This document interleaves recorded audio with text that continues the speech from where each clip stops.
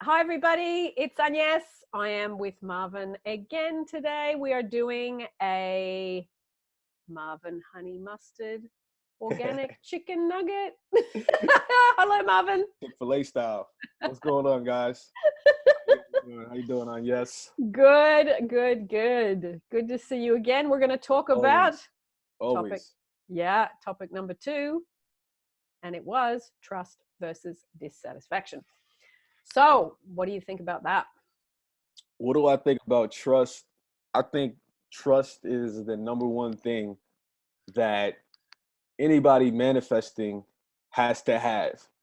If you don't have that essential piece, I just feel like what's the point? You know what I mean? Like trust is so. And I was talking to someone the other day about this, and they told me, they were like,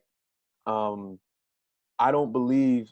Somebody told me they didn't believe in God or something, or whatever you want to call it. So because she was watching Neville, and she's like, well, Neville says, we are, creators. We're the creators. God is in the human imagination. Blah blah blah. Which Neville, obviously, back then especially, he was very controversial. Yeah. But I mean, today it's like, and I was trying to explain to her, I'm like, now I see why you're so paranoid. Now I get it. Like I could understand and get where her paranoia was coming from, was because you don't even trust the source.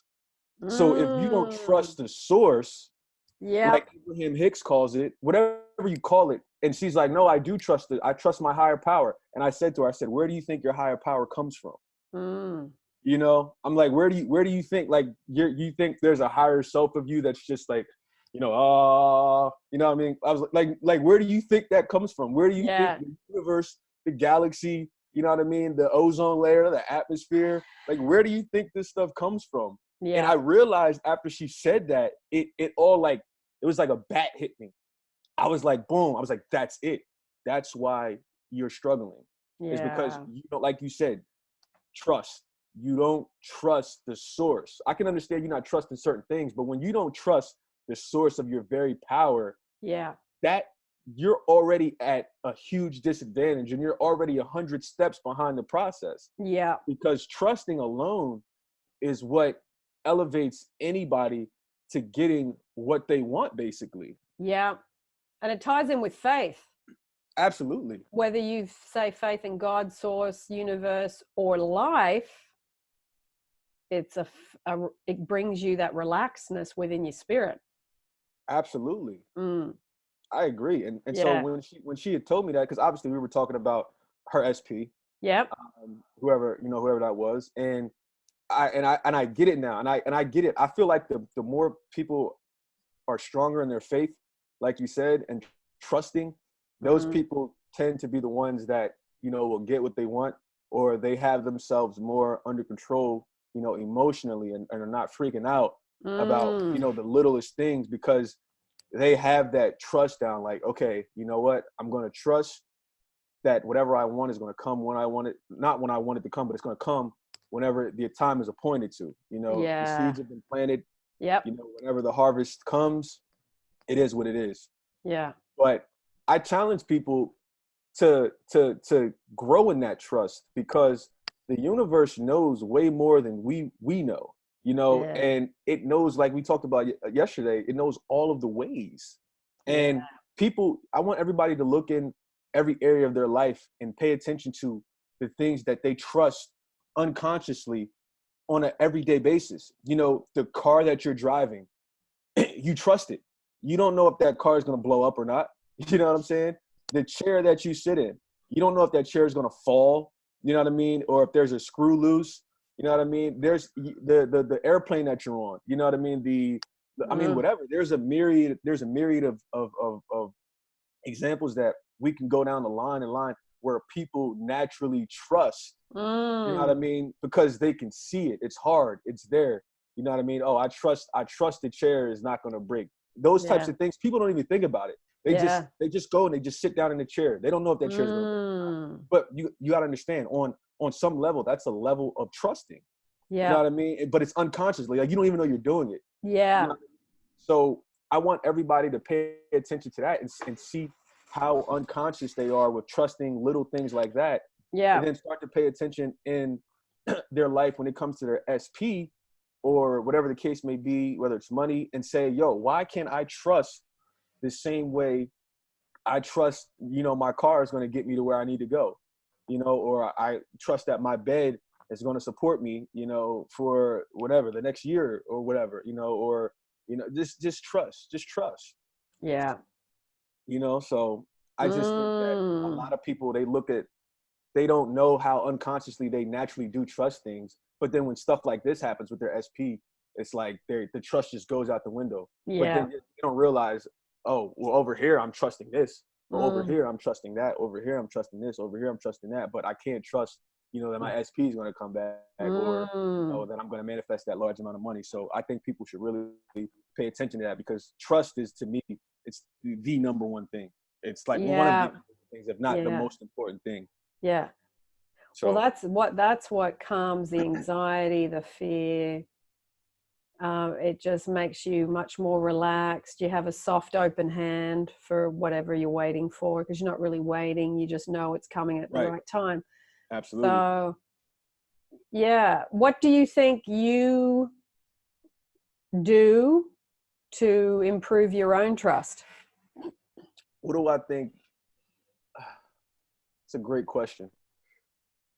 What do I think I do to improve my own trust? I think all of the books that I've read, which is a ton of books, a ton of seminars, when you hear people's success stories, such as your channel, I think a lot of that stuff in the beginning is what helped me build my trust.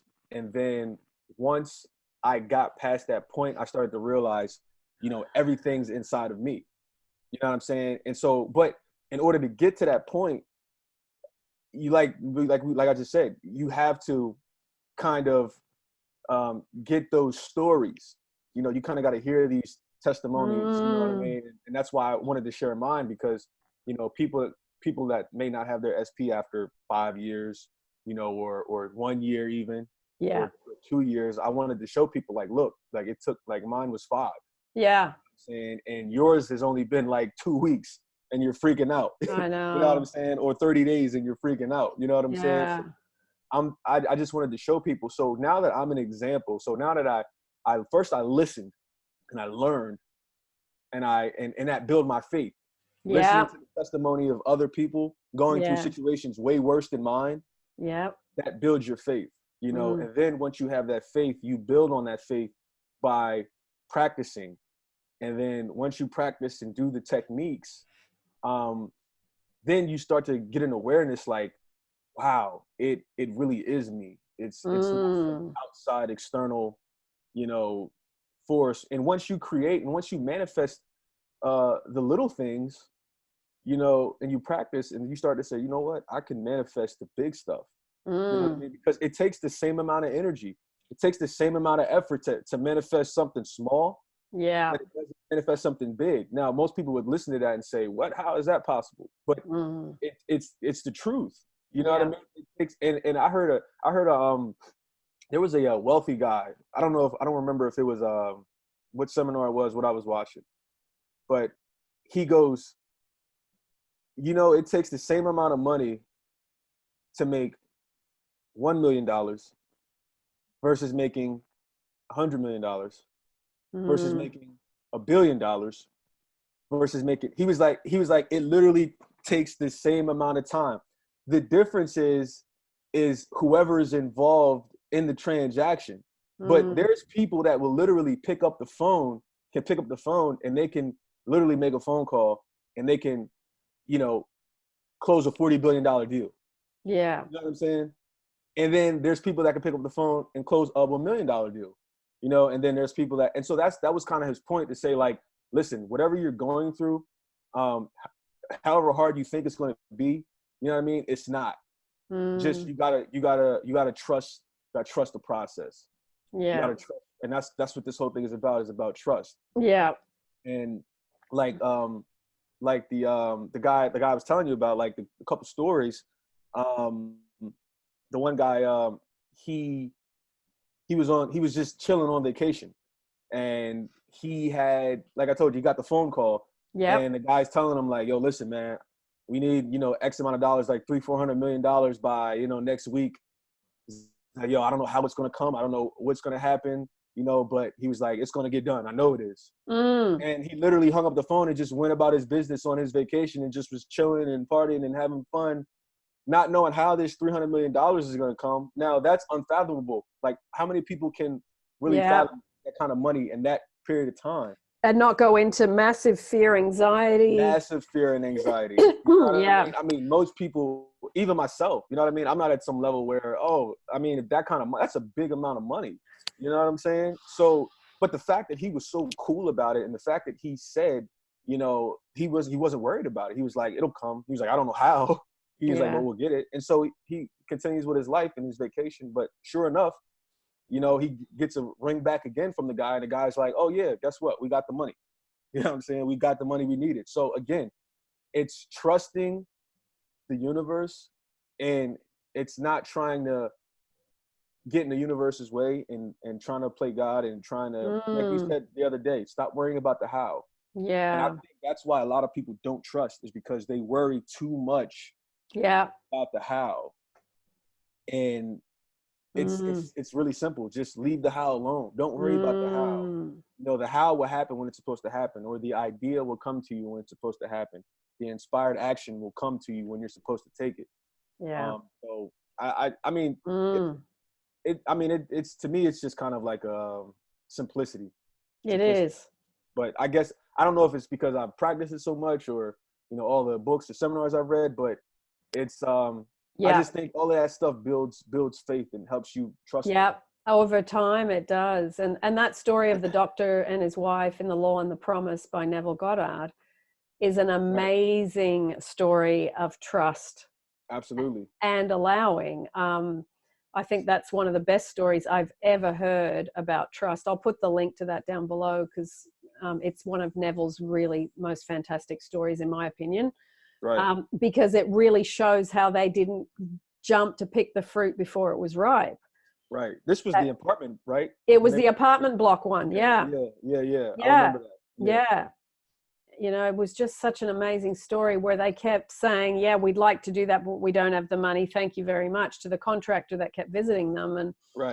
And they kept living in the end of the completed apartment block. So absolutely, that story is so, so, so incredible about allowing fully until the thing isn't just sort of, there's a little crack in the egg and a little wet feather comes out and you're sort of trying to pry it open. They let the full thing hatch with its, little legs and started walking around. They let it hatch fully to that level. And I used to read that story again and again. I probably read it, 500 times, that story, over about 3 years. And I kept going over and over it and over and over it and trying to apply it to what I was going through, because I knew that I didn't have the level of trust that they did.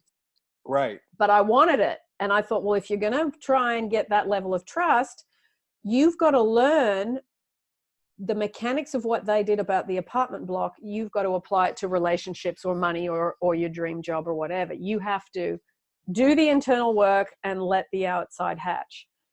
So, yeah, absolutely. Brilliant story about trust, I think. I agree. And I do think people try and push things along because they don't feel they trust life or they trust themselves.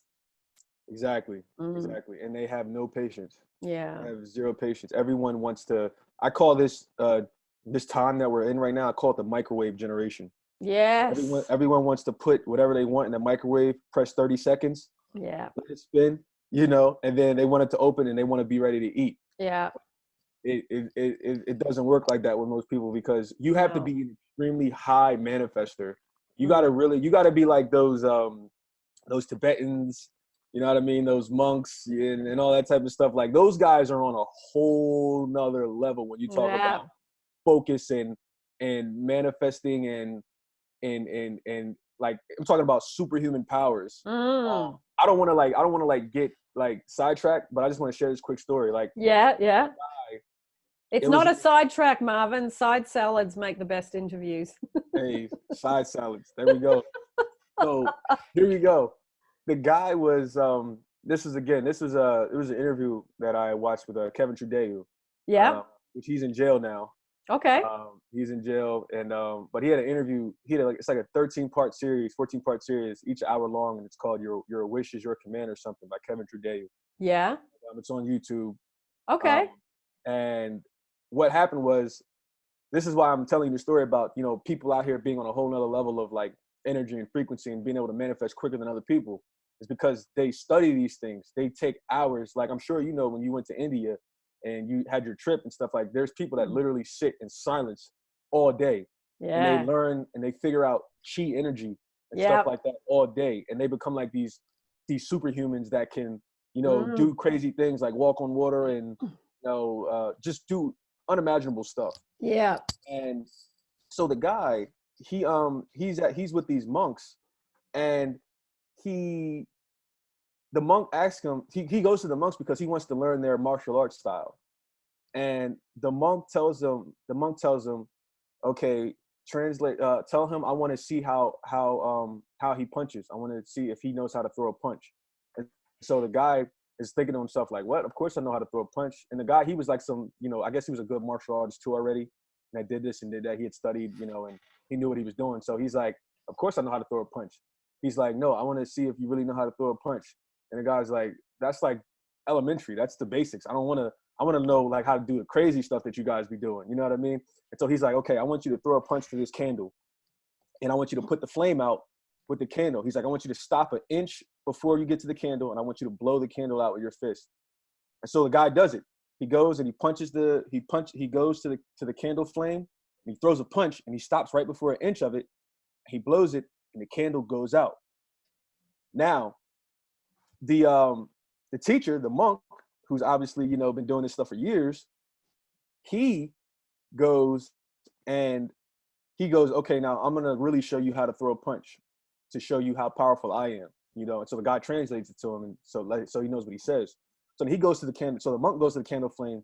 He throws the same punch, but get this, he stops a foot earlier before he gets to the flame. Yeah. So his fist stops 1 foot away from the flame, but he still puts the flame out. Okay. And the guy was like, wow. He was amazed. He couldn't believe it. He's like, how can you blow out a candle flame when your fist is literally a foot away from the flame? You know what I mean? He's like, how can he do that? You know? And he could only blow the candle out when his fist was an inch away from the flame. You know what I'm saying? So and that's what the monk was trying to teach him. He was trying to teach him, like, listen, you really don't know how to throw a punch the way you think you know. Yeah. You know, he's like, you really don't know how to have power behind your punch the way you think you know. You really don't know how the chi energy works. You need to have patience. You need to be teachable. You know what I mean? And that's what the whole lesson of the story is to have patience and to be teachable. And that ties into, you know, this whole trust process, is because a lot of people, they just, like I said, microwave generation. They want everything quick. They want to know how to throw a punch quick. They want to go to training one day and they want to become a black belt martial artist or something. Yeah. You know what I'm saying? It doesn't work that way. Yeah, I agree. I heard someone recently that had said, oh, I've tried and trialed all the different law of attraction theories, and this is, in my opinion, the best one. Right. And I sort of looked and I went, this person's about 21 years old. Right. How the hell could you have tried? Like, I just thought, that's ridiculous. Right. Like, if you said that to me, I would think, what planet are you on? Right. Some of those things take a decade or more to learn. One thing. Absolutely. One thing. So I just thought, you've just stood on your soapbox and declared yourself an expert. Right. Self-declared expert. Right. And I just thought, oh, come on. Like, what about, like, Dandapani, that guy that has the three, he said he went into the monkhood, you know, and he studied under this guy for a decade. And he said, I'm always going to be a student. And I thought, that to me rings way more true than a self-proclaimed stand on your soapbox expert. Exactly. Way more. Exactly. And I loved that contrast between those two people. Absolutely. Because I thought, how can you be an expert at like 21 years old on all the teachings of the law of attraction? And there's quite a few. No way. No way. I just thought, I just saw it. Well, I won't tell you what I thought because, you know. Yeah. Exactly. While we're talking, I need to get my socks. I got you. It's all good. Do your Where thing. are my socks gone? But no, it's amazing. They're on the floor. It's amazing how. Oh yeah, I just saw. I thought, but this is what you're talking about, the microwave generation. Yeah. It's like, how can you be an expert after, you know, you've barely been alive. You haven't even been alive a quarter of a century, and you know, for the first probably 10 years. Not saying you weren't learning stuff, you would have been, but right. But it's that quick and fast. You know, I'm now able to train and teach people when I don't even have any experience. I just go, oh, come on, man. Right. Oh, it just puts me off. And it's the people that train and learn things for 30 years or whatever, and then they become really marinated in it. They don't stand on their soapbox, and they quietly deliver information to those that can hear it without all the bravado. Wow, that's attractive. Like Dandapani. Absolutely. So attractive. I really, really love that. And I think those are the teachers that I really get drawn to, you know, like Jack Canfield that was in The Secret. He had a real giving presence. Very calm presence. The people that don't need attention. They enjoy giving for the sake of it, but they don't need your reassurance. They don't need your attention. They literally are giving to you what's given them some relief, but they don't need anything from you. And that is a beautiful teacher. That type of teacher, that style of teacher. It truly is. And I'm going to give you the link. I'm going to send you the link to Jack Canfield's Jack Canfield's he did a conference or whatever. Yeah, and cool. Talking about the law of attraction. Brilliant. And I think the viewers should definitely check it out, because in there, he talks about a story of how he manifested getting his book published, because he created that Chicken Soup for the Soul books, which is very popular back when I was in grade school. Yeah. Growing up. Yeah. And I didn't know it was him until, you know, I'm older now, and I was like, wow, I remember being in school, hearing about those books when they came out. And I don't know if it was the 90s or, you know, early 2000s, but I remember hearing about those books. And then all these years later, fast forward, and I'm watching this guy, and I'm like, oh, that was him that created those books. And he talks about him and his partner didn't know how they were going to get their book published. Yep. And it kind of reminded me of your story. Yeah. The other day about, you know, when the guy gave you the check for the books for the publishing. Yeah. And Jack Canfield kind of had a similar story. He was like, listen, we didn't know how we were going to get our book published. He was like, I think he said him and his friend meditated on it together or something. Then they dropped it and they just left it to the universe. Yeah. And I forget how long it took. It wasn't a long time at all, but no, he's on an airplane, and get this, he's sitting next to a publisher. He's sitting next to a book publisher on the airplane, because he's talking to the lady, and, you know, they're talking shop or whatever. And she goes, oh, well, you know, I'm a publisher or whatever the case may be. And, you know, I can help you, you know, blah, blah, blah. And that's how it happened. You know what I mean? And so that's what you and I are trying to get people to understand is, listen, just trust. Just trust. Trust. Don't worry about the how. Don't worry about, you know, how it's going to come into fruition. You know, just put your intention out there. At the right time, the harvest will come.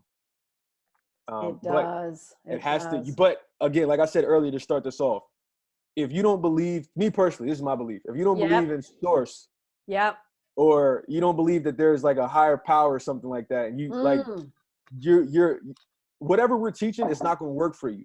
I feel like, because, well, it will work, but it will work unconsciously. You will be doing a lot of things because a lot of people use the law of attraction unconsciously.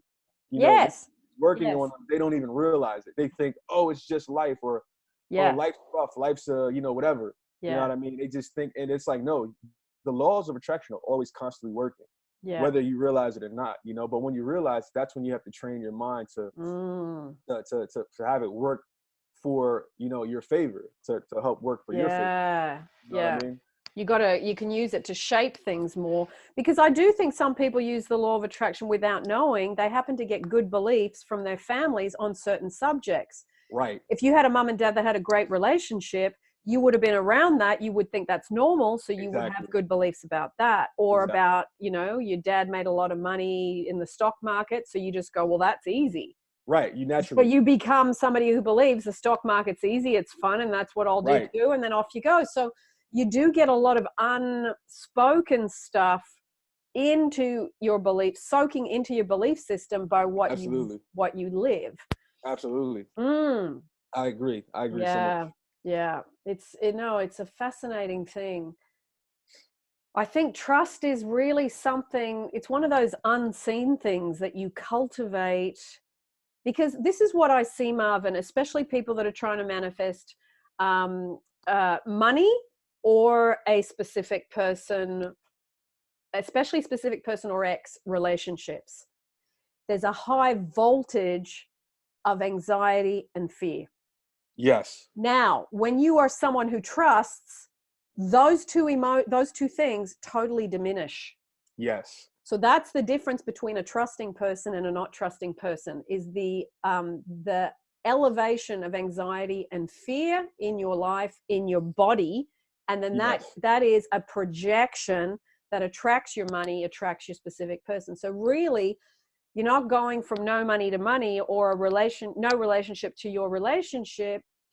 You're actually, the game of life, as Florence says, is between you and you, between you diminishing your anxiety and your fear levels within your own body, because your body is a storage vessel of emotion.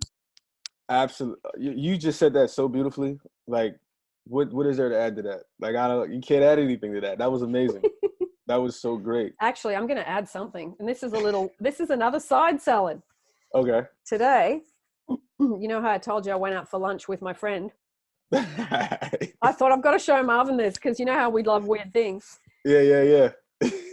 This is, because I hate wasting food. Yeah, absolutely. So I took it out of my bag. This is the world's smallest burger. Get out of here. What? No way. It's called I call it a weenie burger, but it's called a slider. Like, how small is that? Yeah. I've heard the term sliders. We call them sliders too. Oh, okay. Yeah, we call them sliders. Yeah. I just think that's like one bite. Like, you can it is. Yeah, it is. That is one bite. Yeah, this will be my evening snack. So I thought I have to show Marvin that. I wrapped it up. That is crazy. I don't think I've ever seen a burger that little before. I know. I've seen them little, but I don't know if I've ever seen it that little. Like, I that's know. a little burger. That's a weenie burger. That's it. That is. I'm gonna start calling it that too, a weenie burger. Weenie burgers. You know where this weenie thing came from? From that, I was on the flight from Sydney to London. Okay. And they had, their little shows on the plane. And they had the little trailer for Frankenweenie, which is the cartoon, that cartoon with like a little Frankenstein. Anyway, I thought, Frankenweenie, what a great name, Right. So it's been stuck in my head, and I've been calling my partner Frankenweenie whenever I text him. I just think that is, so I've got this little weenie word in my head, because it's a weird word that just... Yeah, it is a weird word. It's funny. Yeah, it is. Like, you just say the word, it sounds funny. Like, how can you not laugh at the word weenie? I know. Like, it really is a great word. Like, it makes so much sense. So you go, okay, how can I add it in? Weenie burgers. What else can I, use it for? So yeah, it's just one of those. Weenie nuggets. That was the other way. There you go. Weenie nuggets. I like it. Look, self-amusement when no one's around. It's a good pastime. It's a beautiful thing. It is. There's nothing wrong with it. It's a beautiful thing. Yeah. So we were talking about trust, we went off on a side salad. Trust was the main dish, and dissatisfaction. So real quick, Yeah. before dissatisfaction, because somebody asked me this. Yep. And my question to you is, how can people trust more? Yeah. What do you think? How can someone trust more, trust easier? Like what you can do to get there? Right. Like, how can you help trust easier? How can you help trust the universe? Like, what I guess it's a process or Look, I think trust and letting go and surrender go very, very hand in hand for me. I think the way that because I still get anxiety sometimes. I still freak myself out with something. I go off. I think it's natural. Yeah. Yeah, I think it's but natural. I just go, okay, you've lost the plot. You need to go for a walk in nature. And I find when I start breathing in and out as I'm walking, whew, that feeling happens where you start sighing, your body starts letting go. And then I find if I start saying the Ho'oponopono, if I start practicing one affirmation, doesn't need to be a whole stack, I am love, or, may divine love be made alive in me. I love that one from Florence. I still use that one a lot. Or the unexpected happens, something general rather than, specific. I'm wanted and I'm a priority. Right. I don't go to those kind of things. Okay. I go more to the general ones because they release you more easily than you trying to hone in on something specific that you want, that you're freaking out about. So I agree. And I noticed that doesn't work for a lot of people. Like, no, I had someone tell me that, she's like, yeah, I do it, but I don't believe it. Yeah. She's like, I say, I love myself. I'm first best. Yeah. But I don't believe it. You know? So you're right. Going general helps you believe things more. Because what you do is you kind of elevate in stages. So if you're feeling depressed, trying to go, I am loved, your body and your head and your whole being goes, no, you're not, no, you're not, no, you're not. And you just crash back down. Right. Now, but then the Abraham Hicks thing kicks in that I think she does so well. Yeah, but wouldn't it be nice if I was loved? Wouldn't it be nice if I felt loved? Wouldn't it be nice if I felt trust and secure? Exactly. Then your head doesn't argue with that. Your head goes, yeah, it would be nice. Yeah, it would be nice. So it stops headbutting you, Absolutely. So I think that's good. I find too, there's a woman called Melissa West Yoga. She actually does yoga for, what was I doing last night? Yoga for exhaustion, yoga for anxiety, yoga for resentment, yoga for fear. So you can actually go and do yoga poses, because what you're doing is sitting in a yoga pose and you got to breathe in and breathe out, and you got to release that anxiety. Right. Because it's like little pocket bubbles of anxiety in your body. Yes. So doing these poses, it's like that's such a great way to let go of those negative emotions and reinstill the trust in your cells, in your muscles, in your body. I agree. So because anxiety and depression and all that stuff, it all starts in your head. You've become extremely good at repetitive, habitual, negative thinking. That's all it is. Yes. So you got to counteract it and become good at this stuff. And I think too, like what you said, reading books, then you apply things, then you get results, then you get more confidence in the process as you get more results, not from other people, your own very results. They have to be yours. Yeah. The other ones can inspire you, but you've got to experience it yourself to get the confidence and the trust in the whole process. Absolutely. And that comes over time. Absolutely. So I find, do I feel trust all the time? No. Do I feel trust a lot? Yeah. Right. Because I've got the evidence of 30 years, of practicing, applying, seeing a result. I talk to my law of attraction friend about 3 or 4 times a week. We have a conversation. Beautiful. We do our appreciation. We remind each other. Like sometimes she'll be going through something and she'll say, this is what's happening. I go, oh, remember when you manifested that? Remember what you did at that time? Remember what we discussed? Or I'll pull from one of my stories. So we remind each other of things that helped us to create a release of anxiety. Yeah. That's beautiful. And it puts us into that state, as Neville says, the new state of And when you're in a new state, like you let go of the old man, which is Yeah. all the negative emotion, you're hopping into the new state. The new state is really boiled down to one thing. You just trust. Yeah. You trust you'll have more money. You trust you'll have more love. You trust you'll have everything you want. And your whole being just goes, oh, Yeah. who cares?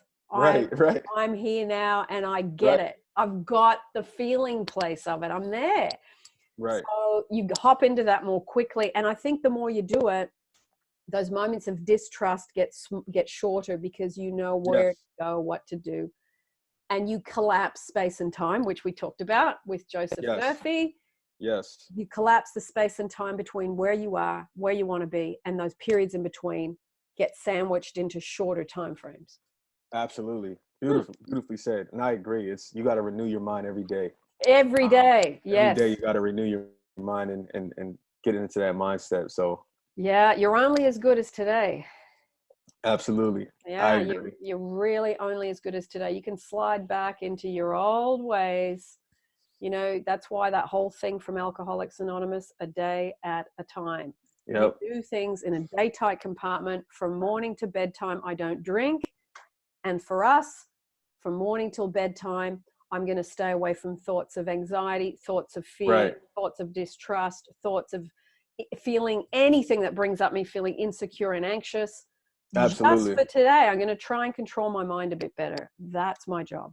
Absolutely. And stay in the present. That's something that's so big with trust, and is staying in the present moment. You know, that's why, you know, people like monks and yogis and, you know, indigenous people, that's why part of the reason why they're so powerful is because they never think about the future like that. They never think about, they're always focused on the present moment. They don't think about the past. They don't think about the future. They're always present. And the past and the future, that's what causes depression and anxiety.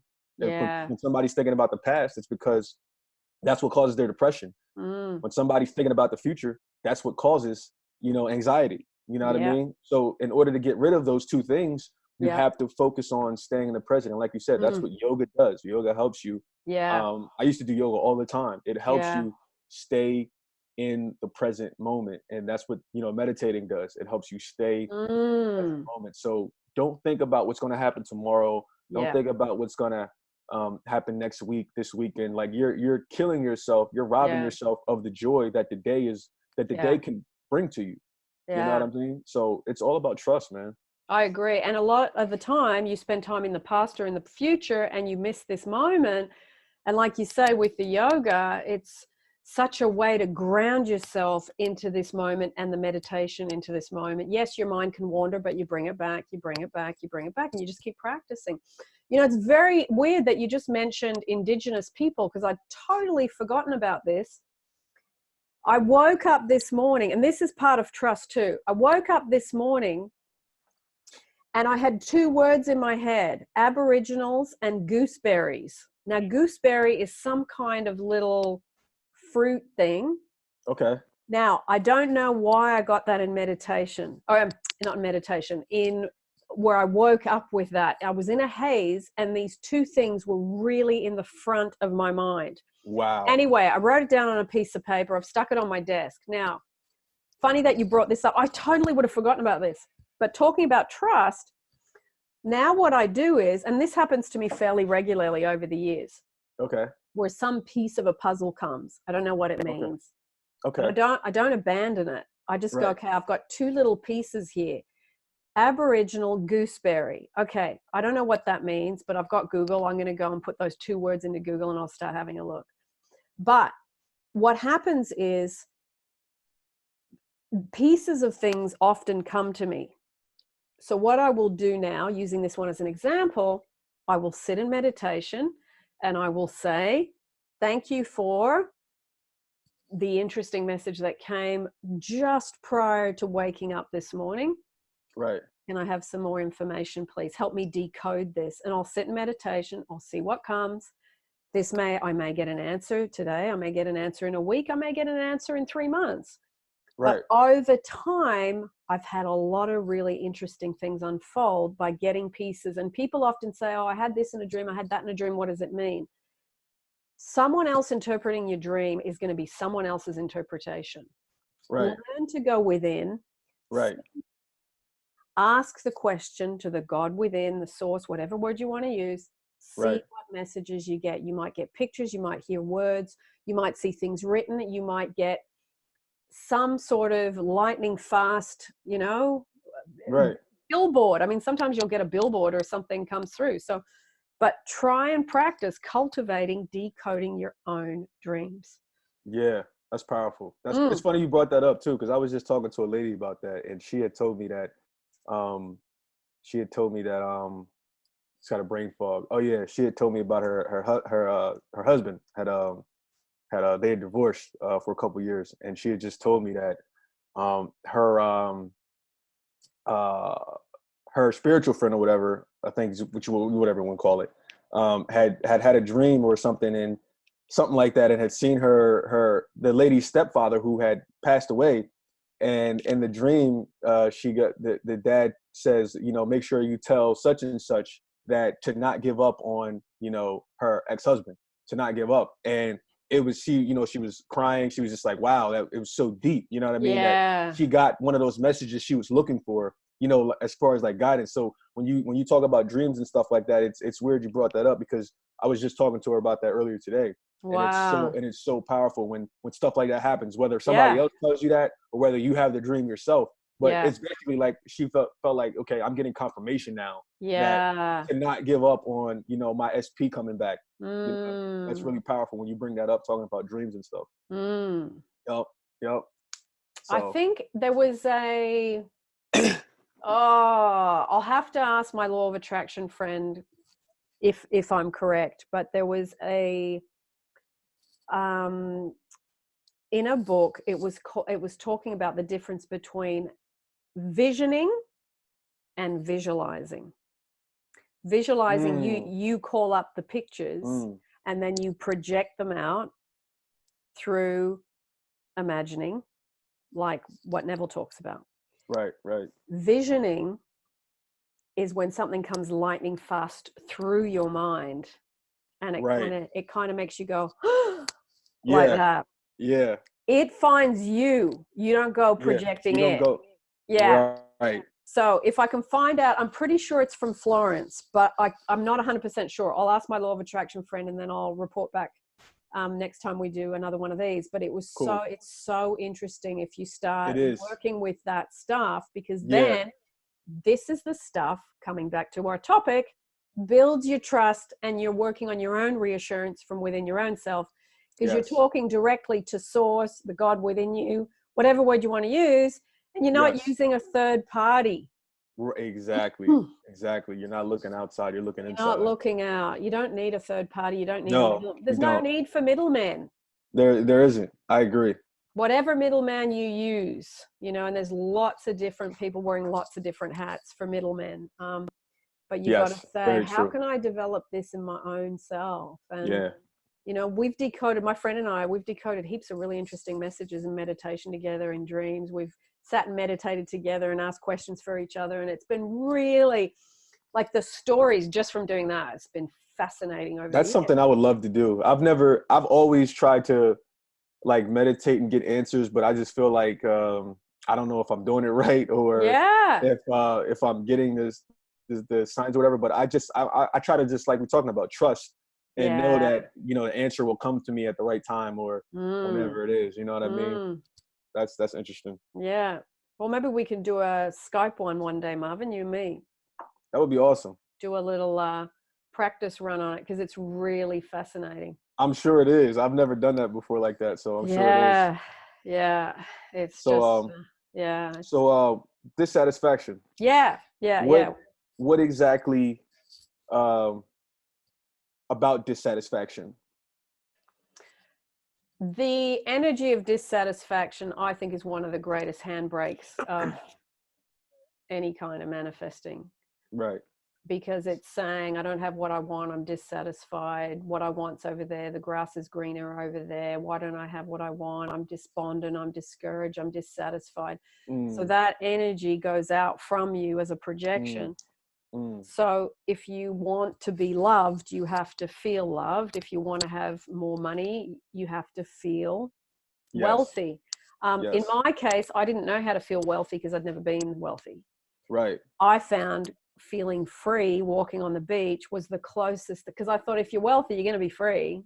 Right, exactly. You're going to do whatever you want, whatever you want. Right, exactly. So I thought, okay, hang on, how can I be free? So I'd have a day off work and I'd go walk on the beach and I'd be breathing in, and then I'd go for a swim and I'd feel the sun and I'd look at the horizon. I'd be swimming in the waves, trying not to worry about sharks in Australia, and then swimming back in. Right. And I'd be thinking, this is freedom, because I'm in the open air. I'm not trapped inside. I'm not stuck in a room where I don't want to be when I'm working. This is the closest feeling of freedom I can get to. So I kind of put freedom and wealth together, and I thought, I don't know how it feels. People say I just feel wealthy. It's like, how the hell does that feel? Exactly. I don't have any money, and my family never had any. I don't know how to do that. Yeah. So I thought, okay, let me see if I can go around the circle a different way. So I did it that way. And feeling free was such a great feeling, because it was the opposite of feeling trapped, which you feel trapped when you don't have any money. Exactly. So yeah, poor and trapped go together, and feeling free and wealthy, I think, go together. So doing that helped me to feel satisfied enough to then, double my income, triple my income, quadruple my income over time. Right. So, but I had to learn the feeling of freedom. That's so beautiful. Like the way you said that. Yeah. Much easier. How do you say that? Poor person, you just have to feel I am wealthy. Yeah. And what does that feel like? I got no idea. Exactly. But the way you said it, it was like it was so clear and just concise. It's like when it's like Abraham Hicks says, anything you want because you believe it's going to bring you happiness. Right. So what you just said, and I guess I've been kind of doing exactly what you just said, which is like, I'll go to my gym. Like my gym is like really nice. It's like really kind of like opulent, and it has like a hot tub. So I just go to the gym a lot. It's one of my holy places, if you will. Just going to the gym to relax. I'll go sit in the sauna, and I'll go sit in the hot tub, and I'll think to myself, like you said, like, wow, doesn't it feel good to be free? Doesn't it feel good to be financially free? You know what I mean? Instead of going, because like you said, I didn't come from wealth. You know what I'm saying? I was never around it. Never had, you know what I mean? A ton of money. So going general like that is very good, because it'll put you in that, because that's what I agree. That's what wealthy people feel. They feel free. You know what I'm saying? That's what having a lot of money feels like. Like, I feel free. And that's why people want money. They want money so they can be free, so they can do whatever they want when they want. So that approach is the best approach. Like, that's the approach that I would take, is to just say, you know what, I'm going to feel free. I'm going to go sit in the hot tub or sit in the sauna and just wow, I feel good being free. Like, I'm so glad I'm free. And even if you're only free for 3 hours on a weekend, or, whatever amount of time you've got, you go, what would I do that would make me feel free? Would that be laying in the bath with some candles, getting a massage? Of course, if you don't have money, you can't afford a massage. I mean, those days I couldn't get a massage. So it was like, that always made me feel wealthy, because I thought that's what rich people do. They get massages. And I usually think that too. I'd be thinking, well, I'm in debt. I can't afford to get a massage. That's a waste of money, But in the end, when your money starts moving a little bit, you've paid off your debts, and then you go, okay, now I can afford to go for a massage once a year. Right. And then it's once every 6 months. And then it's like, hey, I can go once every 3 months. And then it's once a month. And then, hey, I could go every week if I want. And you just go, oh my God, I'm rich now. I'm rich. I'm free. I'm free. Yeah. The other thing that used to make me feel rich, this is such a stupid one, because I used to drive around and I'd put in like, $7.50 in gas in the car. Right. Because that's all I had. So I'd put $7.50 in, and then I'd show up the next 2 days later, and the guy'd be looking at me like, weren't you here? Like, and it's like, I only got $5, and put another $5 in. I'd be at the petrol station every third day, putting in like these tiny little bits of money. And I remember when I filled up the whole tank in my car, I thought, oh my God, I've made it. That's it. Right. That's wealth to me, putting exactly. in. And these days, I mean, my car takes about 80 Australian dollars to fill when I'm in Australia. And the Oh, wow. car I've got here probably takes, I don't know.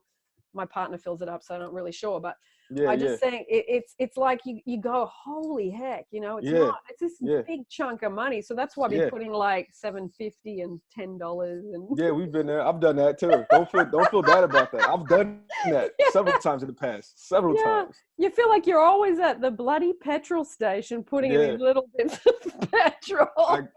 Listen, and the light keeps coming on, and the light keeps coming on, and the light keeps coming on.